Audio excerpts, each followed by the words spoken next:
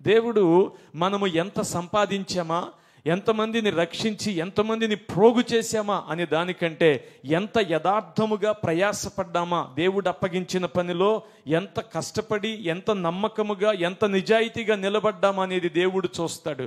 ఆ మాటకొస్తే బైబిల్ గ్రంథంలో ఒక్క ప్రసంగం చేయగానే అపోస్తుడైన పేతురు 3000 మందిని ప్రభు వైపుకి త్రిప్పగలిగాడు. కానీ 30 సంవత్సరాలు పరిచర్య చేసిన ఇర్మియా ప్రవక్త ద్వారా ఒక్కళ్ళు కూడా దేవుని వైపుకి తిరగల. అంత మాత్రం చేత ఇర్మియా ప్రవక్తను దేవుడు ప్రవక్తగా పరిగణించకుండా ఉండలా. ఆయనకు కూడా పెద్ద ప్రవక్తల జాబితాలో పేరు ఉంచాడు. అంటే దేవుడు మన రిజల్ట్స్ను బట్టి కాక మన ఎఫర్ట్స్ను బట్టి మనల్ని పరిగణలోకి తీసుకుంటాడు. How faithful you are, how genuine you are, the work that I assigned by God to you.